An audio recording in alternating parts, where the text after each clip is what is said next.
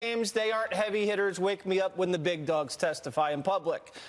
The other thing is, no one can find Ukraine on the map. It's not a sexy scandal. Russia was sexy. There was intrigue. People had handcuffs on them. It was about an election. This has no intrigue whatsoever. And the Democrats have failed to deliver any sort of convincing narrative.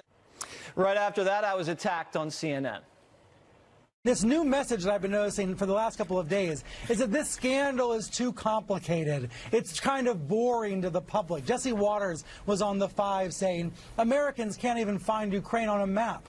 Well, if that's true, put a map on screen, help people understand. You know, I think he was bordering on insulting the viewers at home, saying this is not a sexy scandal, this is too complicated.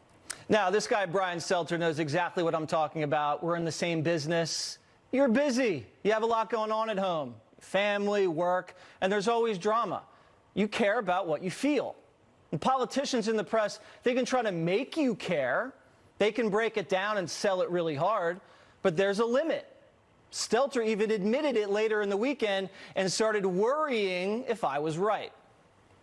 Will people really tune in? I mean, in TV terms, and I sometimes hate to talk this way, but let's be honest. This is, at least on one level, a television show that's about to unfold. Will the Democrats put on a powerful first episode? Will they convince people to keep watching? For the same reason that when we're watching something on Netflix or we're listening to a new podcast, we only choose to keep listening if we're interested in episode 1. Stelter's asking the question I already answered. No. People aren't going to be interested in this weak sauce. The ratings prove me right. Since Donald Trump's election, here are the major TV moments. The networks blow out the programming and it goes live during the day. Look, Trump inauguration, 30 million people. The royal wedding, just shy, 29 million. The Kavanaugh hearings, everybody watched, 20 million. Comey, almost 20 million watched. Cohen even got about 16 million. But these first day of the impeachment inquiry, just 13 million. Now, Axios explained it very well. Americans are experiencing hearing fatigue in the Trump era. This time with, quote, witnesses who weren't household names. Reuters said, consequential but dull. Trump impeachment hearings begin without a bang.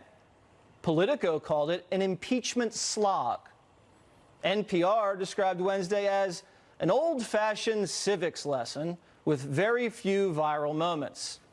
NBC News, first two witnesses lacked the pizzazz necessary to capture public attention.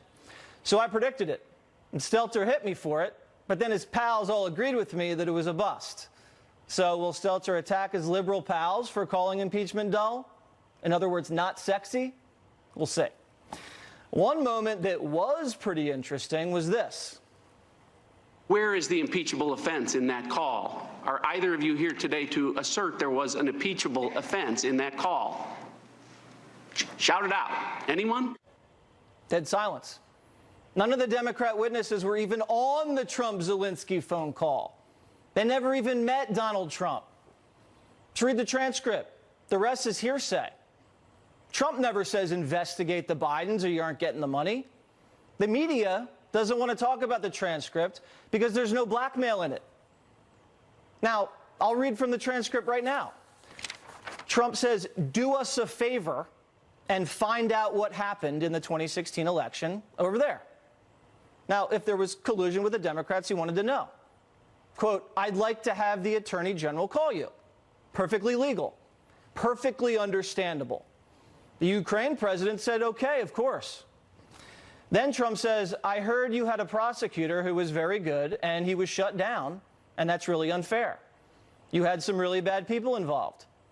There's a lot of talk about Biden's son, that Biden stopped the prosecution, and a lot of people want to find out about that, so whatever you can do with the Attorney General would be great. Nothing wrong with any of that. Trump never even mentioned military aid at all in the entire phone call. Asking an ally to cooperate with his Attorney General, that's standard op. Now, there's allegations of corruption and collusion. He's not even asking Ukraine to open a formal investigation. It's just casual. It's, hey, you know, if you guys can do something, do it. And Ukraine can do whatever it wants. It's a sovereign nation. and it's up to AG Bill Barr to do whatever he wants. If Barr thinks Biden or his son may have done something wrong, he can open an investigation. And Biden and his son haven't even been investigated by Ukraine or by Bill Barr. And the military aid was sent to Ukraine. There's no impeachable crime. There's not even an attempted crime. Now, the media says presidential candidates can't be investigated by their political opponents. Really? Trump and his whole campaign were investigated by Obama with no basis. There was no collusion, remember? He was investigated anyway. And Obama used allies to do it. Britain, Ukraine, Italy, Australia.